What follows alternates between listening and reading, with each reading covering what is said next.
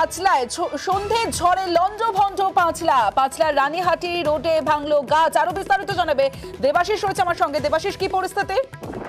আবহাওয়া দপ্তরের পূর্বাভাস ছিলই এবং সন্ধ্যার পর থেকে ব্যাপক ঝড় বৃষ্টি শুরু হয় হাওড়ার শহর অঞ্চল ও গ্রামাঞ্চলে, সঙ্গে বৃষ্টিও পড়ে। তবে গ্রামাঞ্চলে পাঁচলা এলাকায় ব্যাপক ঝড় বৃষ্টি। যেই ঝড় বৃষ্টিতে গঙ্গাধরপুর রানীহাটি যে সেই রাস্তায় গাছ ভেঙে পড়ে।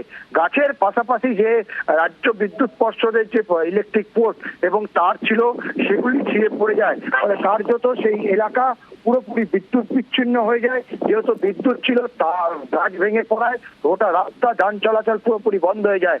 পরবর্তীকালে পাঁচলা থানার পুলিশ, বিশাল পুলিশ বাহিনী সেখানে গিয়ে যান চলাচলের কাজ শুরু করলেও সেখানে গাছ ভেঙে পড়ে যাওয়াটা কিন্তু সমস্যা। ইতিমধ্যেই পুলিশের সাহায্যে সেই গাছ কেটে সরানো হচ্ছে এবং ঘটনাস্থলে রয়েছে রাজ্য বিদ্যুৎ পর্ষদের কর্মীরাও। বেশ দেবাশিস।